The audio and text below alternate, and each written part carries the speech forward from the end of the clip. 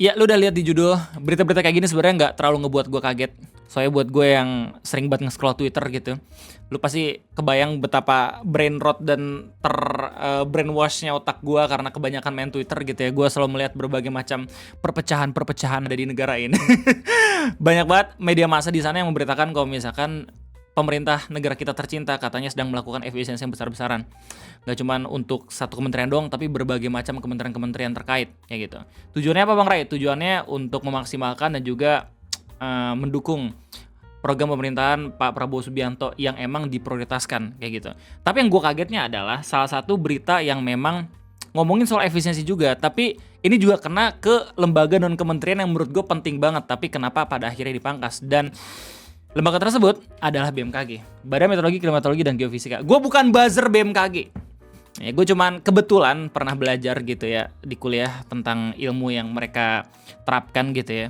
Dimana meteorologi ini menurut gue salah satu hal yang penting, apalagi kita negara archipelago kan, negara kepulauan. Kita penting banget untuk mengetahui, bisa memprediksi, menganalisa berbagai macam proses atmosfer, dinamika atmosfer dan segala macam. Sehingga kalau misalnya pada akhirnya ada natural disaster kayak misalkan tsunami, terus habis itu gempa bumi, terus habis itu kayak hujan lebat dan segala macam, kita bisa memprediksi dengan baik sampai pada akhirnya nggak terlalu mempengaruhi aktivitas yang ada di negara. Tapi di berita Tempo tanggal 7 Februari 2025, anggaran BMKG itu dipangkas katanya. Sebanyak 50% dari yang awalnya 2,826 triliun jadi 1,423 triliun. Kalau misalkan lu menganggap 2,826 triliun itu besar, lu harus lihat anggaran-anggaran kementerian yang ada di negara kita tercinta gitu. Ini ada satu bagian yang bagus banget dari Perupa Data, sotot buat mereka gitu ya, dimana mereka ngebuat bagan tentang anggaran lembaga yang kena pangkas.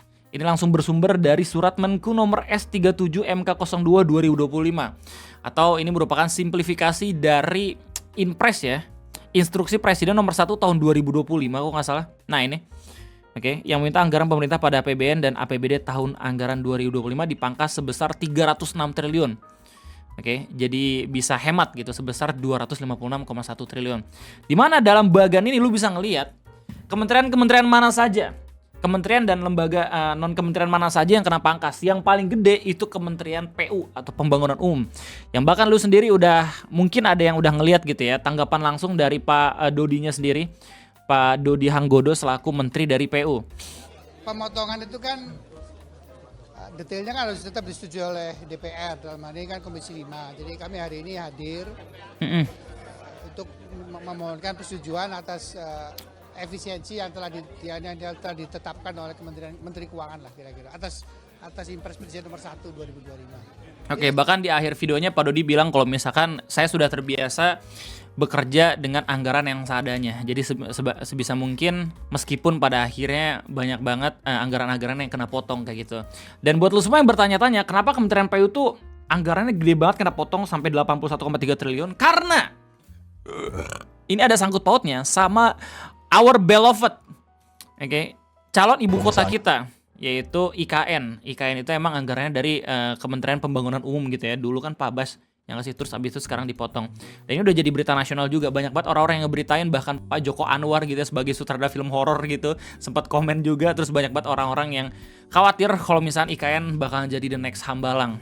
Gak sedikit juga ada di Twitter juga banyak banget orang-orang yang coba buat nyindir kalau misalnya dulu Pak Jokowi sempat sedih gitu ya, katanya ngelihat kondisi Hambalang, sekarang beliau malah buat another Hambalang baru yang lebih gede skalanya kayak gitu. Ini juga udah diberitain di Metro TV dengan judul anggaran diblokir, IKN jadi IKN. 14 jam yang lalu baru aja rilis gitu. Anggaran IKN diblokir, kata Menteri Pekerjaan Umum Dodi Hanggodo, dan ini merupakan bagian dari penghematan anggaran yang dicanangkan Presiden Prabowo Subianto. Sementara itu, ini bukan kabar yang baik sih buat orang-orang yang emang pada akhirnya menginisiasikan IKN gitu ya. Karena ya Pak Prabowo punya visi sendiri dalam pemerintahan yang sekarang gitu. Dan kalau misalnya lu lihat lagi, nggak cuma Kementerian PU, tapi Kemendikti-Saintek, ini Kementerian Pendidikan, yang ngomongin soal tunjangan dosen, guru, dan segala macam. Gue yakin lu semua juga pernah baca berita gitu ya, yang ngasih tahu kalau misalkan banyak banget ASN dari guru, dosen segala macam pada protes karena tunjangannya dihapus. Nah, ini termasuk karena efisiensi anggaran. Ada Kementerian Kesehatan juga kena pangkas, Kementerian Perhubungan pun kena pangkas, Oke, Kementerian Perhubungan, transportasi dan segala macam. Kalau misalkan lu merasa ada beberapa transportasi publik gitu ya yang emang dikelola sama pemerintah, ya kayak misalnya di Bogor ada bis kita, itu sekarang udah nggak ada. Oke, baru aja nggak ada karena apa? Karena ada efisiensi anggaran juga. Kementerian Keuangan pun kena, Kementerian Agama pun kena, Kemendikbudrismen kena dan segala macam. Yang kiri itu pemangkasan terbesar dalam satuan rupiah, sementara yang kanan itu dalam satuan persen. Yang paling banyak itu kena pemangkasan dari otorita IKN 75,23%. Terus kemudian ada Kementerian PU, Kementerian Perumahan, BNPT, Menko Hukam gitu ya, dan segala macam. Nah, adapun kementerian dan juga lembaga non kementerian yang nggak kena pangkas atau yang nggak kena efisiensi. Dan lu bisa lihat di sini yang paling tinggi itu adalah Kementerian Pertahanan dengan angka 166,26 triliun. 2 kali lipatnya dibanding Kementerian PU anggarannya. Kemudian ada Polri dengan angka 126,64 triliun. Udah ada Badan Gizi Nasional 71 triliun. Dan perlu semuanya bertanya-tanya kenapa ada lembaga non kementerian yang anggaran lebih tinggi dibanding kementerian. Itu karena ini lembaga kalau nggak salah tuh ngurusin makan bergizi gratisnya Pak Prabowo. Nah, Kejaksaan Agung, ada Mahkamah Agung dan segala macam. Kalau misalnya lu lihat secara abstrak gitu ya, dan lu pernah nonton debat Pilpres kemarin, ini menurut gue sesuai ya strategi anggarannya dengan latar belakangnya Pak Prabowo yang emang dari militer gitu ya, pasti bakalan difokusin gitu. Kalau misalkan ketika beliau menjabat, beliau akan lebih meningkatkan anggaran ataupun mempertahankan anggaran-anggaran yang berbau pertahanan dan juga keamanan negara. Kayak gitu. Tapi ya kalau misalnya lihat dari anggaran-anggaran kementerian yang menurut kita itu penting gitu ya, kayak misalkan pendidikan, kesehatan, perhubungan ya, terus habis itu pertanian dan segala macam, itu menurut gue nggak kalah penting sih dibandingin pertahanan nasional. Kita nggak tahu apakah dengan anggaran segede gini kita bakal punya alat-alat yang lebih canggih ya, alutsista yang lebih canggih gitu ya. Ya lu pantengin aja itu akun-akun Twitter yang emang biasanya ngeberitain tentang alutsista Indonesia gitu ya. Cuma yang jelas kalau misalnya lu bandingin sama BMKG, lembaga non kementerian, yang menurut gua tuh tugasnya tuh penting banget karena emang ini mencangkup prediksi gitu ya. Barara itu nggak ada di setiap titik di Indonesia. Jadi kita butuh orang-orang BMKG, ya nggak sih? Dan kalau misalnya lihat di berita ini, angka pasti anggaran BMKG tahun lalu itu 2,826 triliun. Terus di tahun 2025 dikurangin 50% menjadi 1,423 triliun untuk lembaga non kementerian yang menurut gua nggak kalah penting tugasnya karena kita negara yang sangat amat rentan terkena bencana alam atau natural disaster bahasa Inggrisnya. Kayak misalkan gempa bumi, tsunami ya. Kita udah ada di Ring of Fire, terus habis itu kita ada di garis khatulistiwa gitu ya. Kita negara cuma punya 2 musim sebenarnya, bukan 4 musim. Tapi 2 musim aja. Waktu ada hujan itu bisa banjir gitu. Dan waktu ada kemarau bener-bener kering sampai orang-orang tuh bingung nyari air di mana. Dan menurut gue ini lembaga penting pada akhirnya untuk bisa menanggulangi dan juga memitigasi kejadian-kejadian yang emang bakalan kena gitu ya dampaknya ke masyarakat luas di Indonesia. Dan ini langsung dapat keterangan ya dari Kepala Biro Hukum, Humas dan Kerjasama BMKG Bapak Muslihudin yang mengatakan kalau misalkan gara-gara adanya efisiensi ini, kemampuan untuk pemeliharaan alat tersebut bakal berkurang hingga 71%. Terus habis itu dampak realnya itu adalah kemampuan mendeteksi dinamika cuaca, iklim, kualitas udara, gempa bumi dan tsunami terganggu. Beliau juga bilang katanya 600 alat sensor untuk pemantauan gempa bumi dan juga tsunami yang tersebar di seluruh Indonesia itu kondisinya udah melampaui usia kelayakan. Belum lagi kita kalau misalnya mendengar alat-alat sensor gitu ya, pasti ada aja yang maling gitu karena warga lokal yang nggak tahu ini apaan sih, wih gila mahal nih kayaknya, habis itu diambil ya dapat cuan, padahal itu harganya mahal banget. Oke. Dan beliau pun mengatakan kalau misalkan alat-alat tersebut sudah melampaui usia kelayakan, kemampuan itu dikurangi 70% dan dikhawatirkan bakal menurunkan kecepatan informasi peringatan dini tsunami dari 3 menit menjadi 5 menit atau lebih. Lu masih ingat gak sih berita Kominfo yang dia bekerja sama dengan BNPB, BMKG dan juga lembaga terkait untuk membuat sistem peringatan dini yang bisa keluar di TV? Kayak gitu. Terus abis itu banyak banget netizen yang protes gara-gara peringatan dini terlalu lama dibanding sama Jepang. Jepang bisa dalam hitungan detik, sementara Indonesia harus nunggu beberapa menit dulu. Kayak gitu.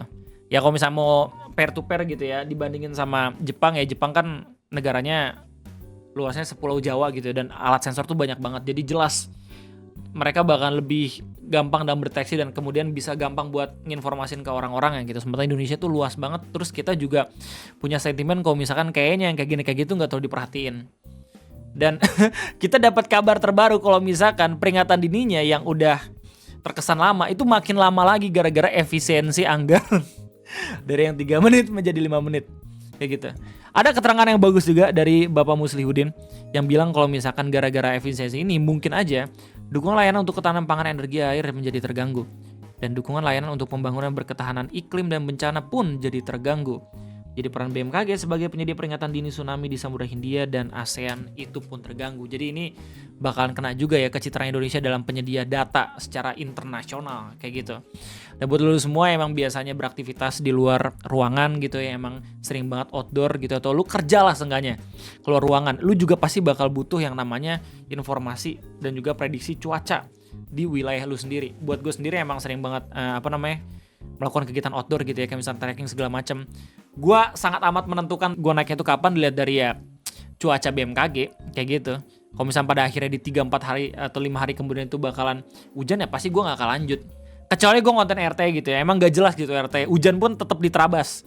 Cuma yang jelas menurut gua nih ya, pemotongan anggaran ini harus benar-benar dilihat dan juga harus benar-benar dianalisis ulang sih sama pemerintahnya Pak Prabowo. Cuman menurut lo kayak gimana? Silakan tulis di kolom komentar karena gue juga pengen tahu pendapat lo semua soal pemotongan anggaran BMKG dan juga kementerian-kementerian yang emang ada di negara kita tercinta. Kalau misalnya lo lihat di Twitter responnya kayak gimana? Oh, jangan kaget karena memang program utamanya makan siang gratis. Yang pasti yang lain jadi nomor sekian dong, betul. Harus expect ya. Apalagi lo dulu milih pemerintahan yang sekarang, tapi mau itu pemilih 01, 02, 03 sekarang kita harus sama-sama mengawasi. Oke. Jadi jangan sampai kita justru malahan disibukkan dengan konflik horizontal. Kita cuma ribut terus-terusan, lu sih gara-gara lu milih itu, lu juga kayak belum tentu kalau misalnya pilihan lu menang juga bakalan bener juga ya gak sih? Cuy, yang gua lihat gitu ya, pemerintah kita tuh masih ngelihat pendapat di media sosial. Masih based on trend. Jadi sebelum momen itu hilang gitu ya, kita maksimalkan sebisa mungkin. Oke, jadi terima kasih banyak udah nontonin. Silahkan tulis pendapatnya di kolom komentar. Jangan lupa makan siang. Ketemu lagi nanti. Terima kasih banyak. Sampai jumpa.